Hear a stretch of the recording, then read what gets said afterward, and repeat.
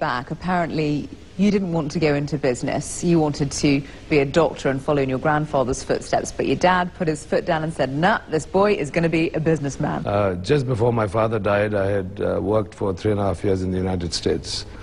And I learned a lot during my experience there.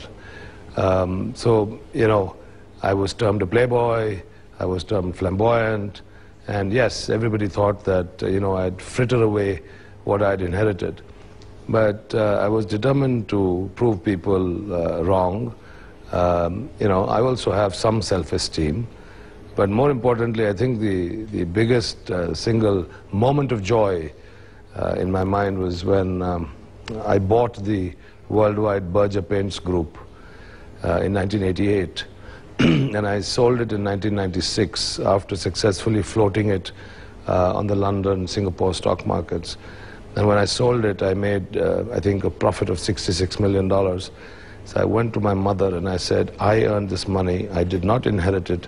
Now if I buy a yacht, a plane, or a car, you know, nobody's going to question me about it. In the early years, there were these persistent rumors that you were funneling off the cream from the businesses and basically using it to line your personal bank accounts. How did you deal with people who thought that you weren't perhaps acting entirely above board? Well, you know, this is a general perception that prevailed in respect of all businessmen in India. I was not the only one who singled out.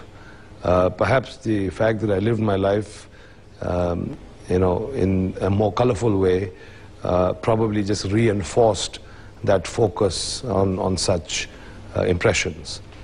But if I was siphoning off funds from my companies, I wouldn't be able to create successful brands and successful companies and create the kind of shareholder value that I have created. India, though, still struggles with grinding poverty as a country. How do you reconcile your vast wealth with that?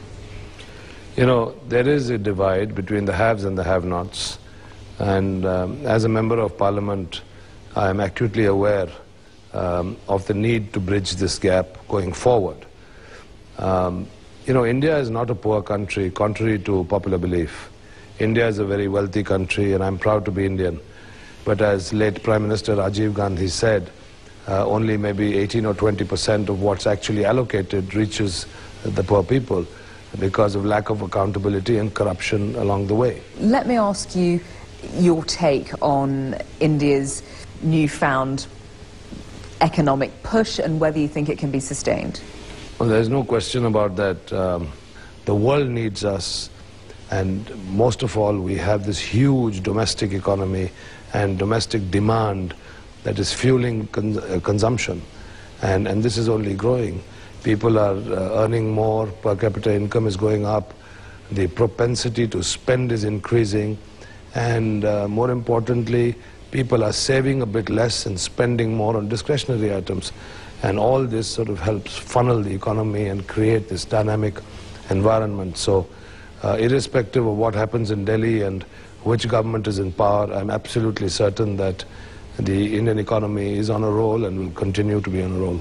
You've got, what, 250 vintage cars, God knows how many properties, a stud farm with more than 200 horses. Is there anything that would constitute... Okay. Where are we off to? Back of our limousine. Oh, delightful. How much work does it take to maintain all of this?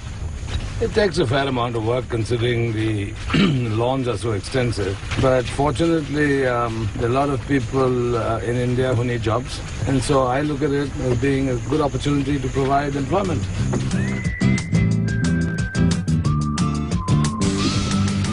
It's so peaceful and so tranquil. This must be a real sanctuary for you to come to. Yeah, it's nice. It's peaceful, it's quiet, and you know, Goa is beautiful.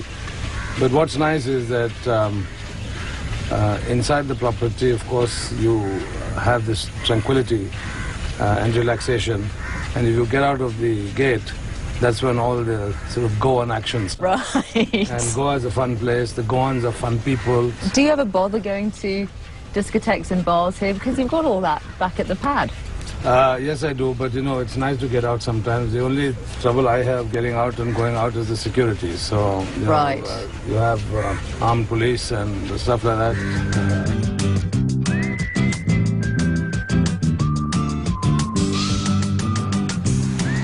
So would you look at that? It's another pool. How many pools do you have in this place? This is the pool where you play some water basketball and have some fun, and you know, it's all part of the Goan experience. Wow, look at this. Oh, this is stunning.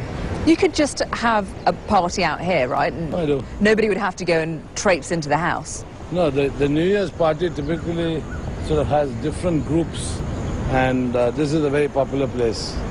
So there's one group that sort of hangs out here, because there's one bar there, another bar there, another bar down there, and yet another there. So you have these groups form, and then of course there's the big dance floor in the middle, which also serves as a helipad. Of course. I was going to ask where your helipad was. So let me think. You've got, what, 250 vintage cars, God knows how many properties, a stud farm with more than 200 horses, loads and loads and loads of art, etc., etc. Is there anything that would constitute too much as far as you're concerned? All that you talked about are the investments that I make, and these are sound investments. I bought some of the world's finest vintage cars, which keep going up in value every year. I buy art, which keeps going up in value too. I buy property that keeps going up in value too.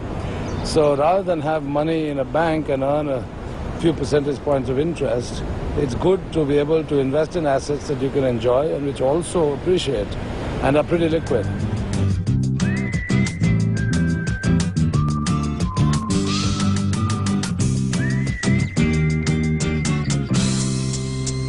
Give us an idea of what your work day entails. Well, you know, I go with the flow, really. I love what I do. To me, work is not stress. You know, I don't say, thank God it's Friday and I'm looking forward to a weekend, or I'm looking forward to a vacation. And I come back from Europe at 2 o'clock in the morning, and I'm looking around for my secretary at the airport to show me my mail and to tell me what's going on. Because I find what I do very exciting. So it's no stress at all. It's just non-stop excitement. Sure, you know, you have a few problems and challenges along the way, but I have never found those to be sort of a dampener. Fortunately, being the boss, I can choose to take time off when I want. But I just enjoy what I do so much. My body tells me when to slow down. Trust me, I've got you know, I'm built like a tank. I've got a lot of energy. I can go many late nights in a row. But you know, when I feel that I need to get a good night's sleep, or maybe just chill for a day or two, I just do it. And everybody around me who works with me appreciates and realizes that. You've been doing what you do for many years now. How has your approach to business changed, do you think, over time? You know, when I first started out, obviously I was a bit overwhelmed with the fact that the buck stopped with me, and that I didn't have a dad to run to and find out, you know, if I was in trouble or I was undecided. And once I got over that, I realized that you need to go forward against all odds. You need to be gutsy. You need to have fire in your belly. And there's no point in being scared of the system or of people who are against you. There are plenty of them. They still exist, particularly in a country like India, where there's a lot of jealousy. And you know, you just sort of march on and undeterred. And so it toughened me up quite a lot, actually. Vijay, we wish you every success. Many thanks indeed for sparing the time for us today. Pleasure. My guest today has been the billionaire tycoon Vijay Mallaya. I'm Anjali Rao. Thanks for being with us on this edition of Talk Asia. I'll see you again soon. Bye-bye.